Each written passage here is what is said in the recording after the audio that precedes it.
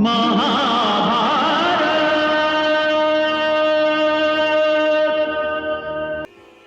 पुत्र।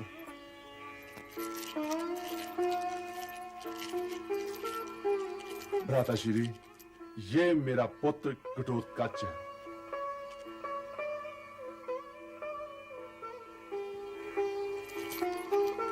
यशस्वी भव पुत्र, यशस्वी भव।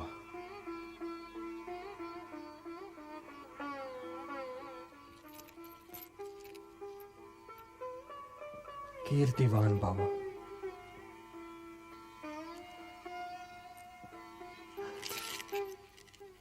आयुष्मान भव पुत्र।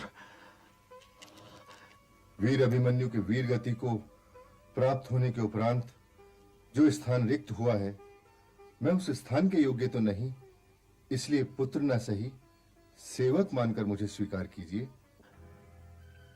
ये तुमने क्या कह दिया पुत्र? ये तुमने क्या कह दिया? तुम तो अभिमन्यु से बड़े हो पुत्र, और तुम अपना स्थान स्वयं ग्रहण करोगे। यदि ऐसा है तो हे ज्येष्ठ पिताश्री, जब परिवार संकट में था तो आपने इस सेवक को युद्ध में भाग लेने का आदेश क्यों नहीं दिया? मैं मानता हूं कि मेरी माता क्षत्राणी नहीं है, किंतु जो तुम जैसे महावीर को जन्म दे वो आदरणीय नारी क्षत्राणी ना भी हो तब भी क्षत्राणी ही है, क्योंकि नागफनी के पौधे पर चमेली का फूल तो नहीं आ सकता। हे पुत्र, कोई जन्म से ब्राह्मण या क्षत्रिय नहीं होता। तुम वीरों की जाति के हो क्योंकि तुम महावीर हो। हे चक्रधारी, हे गिरिधर, हे नरों में नारायण, यदि ऐसा है तो माता द्रौपदी के पुत्रों और माता सुभद्रा के पुत्र की भांति मैं यहां क्यों नहीं था?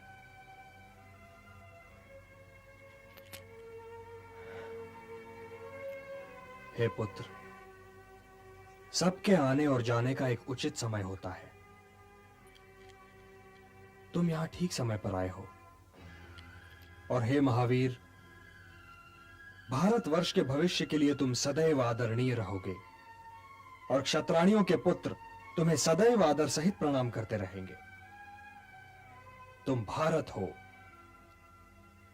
और भरतवंश कभी तुम्हारा ऋण नहीं चुका पाएगा। प्रणाम।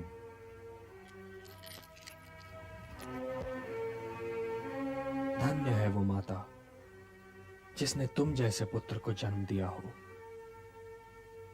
मैं वासुदेव कृष्ण उन्हें प्रणाम करता हूं।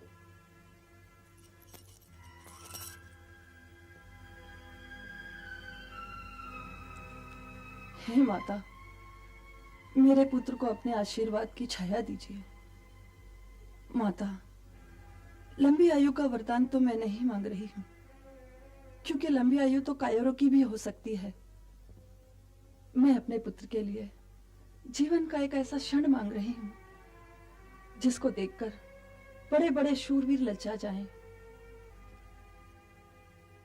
प्रणाम।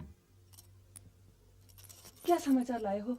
भीमपुत्र ने कौरव सेना के छक्के छुड़ा दिए। वे ऐसे समय पे पहुंचे जब युद्ध की तुला के दोनों पल्ले समान थे।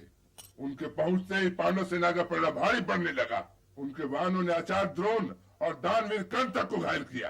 दुर्योधन के हाथ पांव फूट गए और उसने घबराकर आचार्य द्रोण से कहकर युद्ध की समाप्ति करवा दी। तो उसके पिताश्री तो अति प्रसन्न हुए होंगे। उन दोनों की भेंट तो मैं नहीं देख पाया, परंतु मैंने जो देखा उस पर असुर जाति सदैव गर्व करेगी। वासुदेव कृष्ण ने कहा, हे पुत्र, जो तुम जैसे महावीर को जन्म दे वो आदरणीय नारी छत्रानी न हो तो भी छत्रानी होगी, क्योंकि नागफनी के पौधे पर चमेली का फूल नहीं आता। और फिर उन्होंने कहा, हे पुत्र, तुम वीरों की जाति के हो। किंतु वासुदेव की एक बात मेरी समझ में नहीं आई। ऐसा क्या कह दिया उन्होंने? उन्होंने कहा, हे पुत्र, सबके आने और जाने का एक उचित समय होता है। तुम ठीक समय पर आए हो। भरत कुल कदापि तुम्हारा ऋण नहीं चुका पाएगा।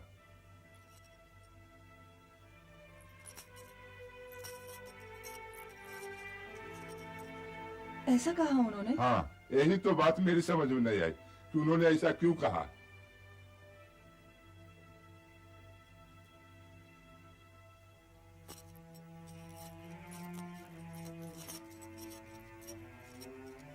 हे माता, तुमने अपनी इस भक्तिनी की लाज रख ली, मेरी ममता का मान बढ़ा दिया।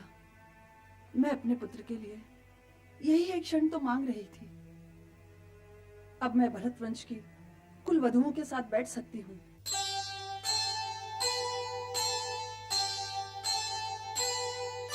क्षत्रिय होता कर्म से बढ़े वंश की शान,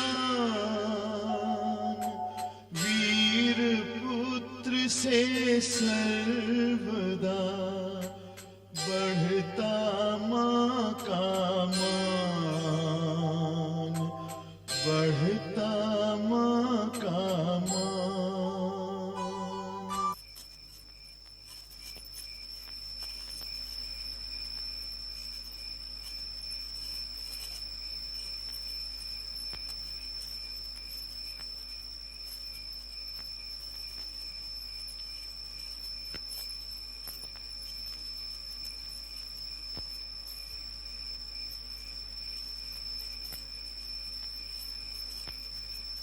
क्या हुआ कुंती?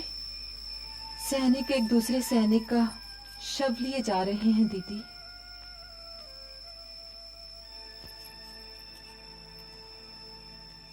तुमने जिसके ओर से भी युद्ध किया हो, तुम मेरे अपने हो। भरतवंश की ये दोनों ही कुलवधुएं तुम्हारी ऋणी है सैनिक।